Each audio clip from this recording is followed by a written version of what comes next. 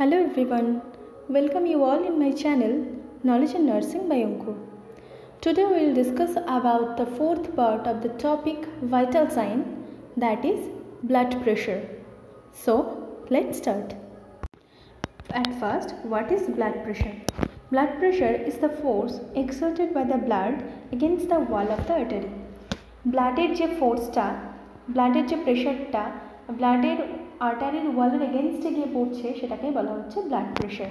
Blood pressure is measured in the scale millimetres of mercury, of এইচজিতে এটা মেজার করা হয়।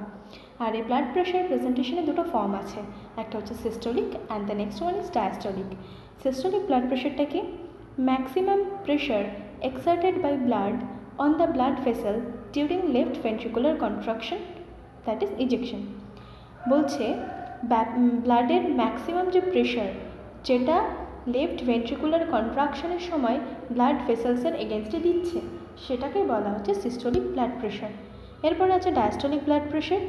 Pressure exerted by the blood on the wall of the artery during diastole or resting and filling of the heart. Blood যখন দুটো বিটসের মাঝে যে resting phase সেই টাইমেই যে প্রেশারটা মেজার করা হয় সেটা হচ্ছে ডায়াস্টোলিক ব্লাড প্রেশার। এই রিলেটেডই আর একটা টার্ম আছে, that is pulse pressure. Pulse প্রেশারটা কি? Difference between systolic and diastolic pressure, that is pulse pressure. Normal range of pulse pressure 30 to 50 mm of Hg। এরপর আর একটা আছে যে একটা সাউন্ড, আমরা বিপি যখন চেক করি তখন যে সাউন্ডটা আমরা পাই সেই সাউন্ডটাকে কী বলা হয়? করোটকফ সাউন্ড বলা হয়। আর হচ্ছে নর্মাল ব্লাড প্রেশার কত? Normal blood pressure 120/80 mm of Hg। Systolic হচ্ছে 120, ডায়াস্টোলিক হচ্ছে 80। Normal blood pressure 120/80 mm of Hg। এরপরে আমরা নর্মাল রেঞ্জটা জানলাম 120/80 mm of Hg। তাহলে অ্যাবনর্মাল একটা ক্যাটাগরাইজেশন আছে, সেটা কিভাবে আমরা ক্যাটাগরাইজ করি, হাইপারটেনশন কখন বলছি সেটা আমরা আমেরিকান হার্ট অ্যাসোসিয়েশনের যেটা আছে সেটা নিয়ে একটু আলোচনা করি। নর্মাল প্রেশার ক্যাটাগরি নর্মাল কখন বলছে? যখন systolic less than 120 and diastolic less than 80, that is near about 120/80 আমরা বলি। এলিভেটেড বিপি কখন বলছে? যখন আমরা বলছি এখন বিপিটা একটু বেশি আছে, সেটা কোন রেঞ্জ? যখন systolic 120 to 129 mm of Hg and diastolic less than 80, সেটা হচ্ছে এলিভেটেড বিপি, যেখানে সিস্টোলিকটা বাড়ছে কিন্তু ডায়াস্টোলিকটা সেম অ্যাজ নর্মাল। এরপর আছে হাইপারটেনশন স্টেজ 1, যখন systolic 130 to 139 mm of Hg and diastolic 80 to 89 mm of Hg, এখানে সিস্টোলিক এবং ডায়াস্টোলিক দুটোই বাড়ছে। এরপর আছে হাইপারটেনশন স্টেজ 2, সেটা কি? যখন systolic blood pressure more than or equal to 140 and diastolic blood pressure more than 90, that is hypertension stage 2। আর এরপর লাস্ট আছে হাইপারটেনসিভ ক্রাইসিস। এটা কখন হচ্ছে? যখন systolic blood pressure more than 180 and diastolic blood pressure more than 120, that is hypertensive crisis. এবার যখন আমরা দেখলাম যে অ্যাবনর্মাল বিপির রেঞ্জটাও আমরা দেখলাম, এরপর এই যে ব্লাড প্রেশার যে চেঞ্জ হয়, কখন বাড়ে কখন কমে, কিছু ফ্যাক্টরস আছে যেগুলো বিপিকে অ্যাফেক্ট করে।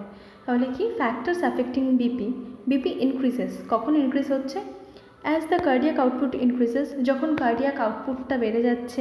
As the peripheral vascular resistance increases, as the viscosity or haematocrit increases, as the elasticity of blood vessel decreases, when smoking, during stress and anxiety, during acute pain, এই সময়গুলোতে আমাদের বিপি বেড়ে যাচ্ছে। After puberty males tend to have higher BP, females of similar age. পিউবার্টির পর ছেলেদের বেশি বিপিটা দেখা যায় যারা সেম এজের মেয়েদের তুলনায়। After menopause females tend to have higher than males of similar age. মেনোপজের পর মেয়েদের বিপি চান্সটা বেশি থাকে, হায়ার বিপির chance, more than the similar age boys of that. এবার এই বিপি মাপার সময় আমাদের একদম ছোটো ছোটো কিছু জিনিস ফলো রাখতে হয়, মাথায় রাখতে হবে। সেগুলো কি কি? যখন আমরা বিপিটা চেক করব, মেক শিওর যে তার 20 থেকে 30 মিনিট আগে সেই পেশেন্ট কোনো ক্যাফাইন জাতীয় জিনিস বা কোনো স্মোকিং করেনি, তাহলে অ্যাবনর্মাল রিডিং আসে। Make sure that the client has not ingested caffeine or smoke 20 to 30 minutes before as it increases the reading। এরপরে ইউজ অ্যাপ্রোপ্রিয়েট সাইজ কাফ। যে কাফটা আমরা ইউজ করছি ব্লাড প্রেশার মেজারের জন্য, সেই কাফটা যেন অ্যাপ্রোপ্রিয়েট সাইজ হয়। যদি স্মল সাইজ কাফ হয় সেক্ষেত্রে ফলসলি বিপি হয়, সেখানে রিডিংটা বেশি দেখায়। আর যদি কাফের সাইজটা বড় হয় সেক্ষেত্রেও ফলসলি বিপি রিড করে, বিপি রিডিংটা কম দেখায়।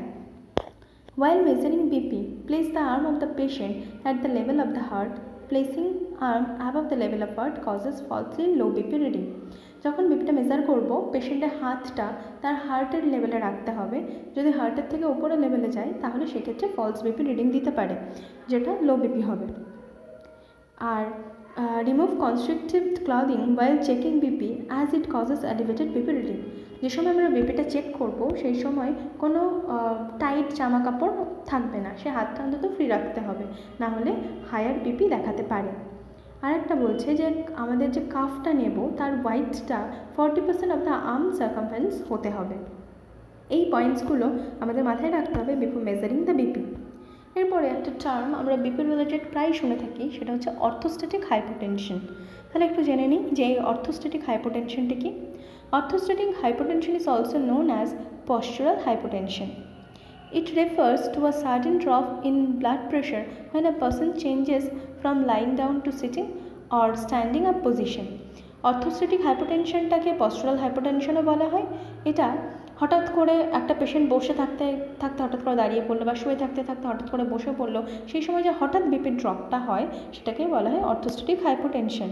It is diagnosed when systolic blood pressure falls 20 mm of Hg or more and diastolic blood pressure falls 10 mm of Hg or more within 3 minutes of position change. তাহলে আমরা কখন orthostatic hypotension বলছি? একটা position, অর্থাৎ একটা patient শুয়েছিল হঠাৎ করে উঠে পড়লো, তার 3 মিনিটের মধ্যে যদি তার systolic blood pressure 20 mm of Hg বা তার বেশি কমে যায় এবং diastolic blood pressure 10 mm of Hg বা তার বেশি কমে যায়, তখন সেটাকে বলা হচ্ছে অর্থোস্ট্যাটিক হাইপোটেনশন।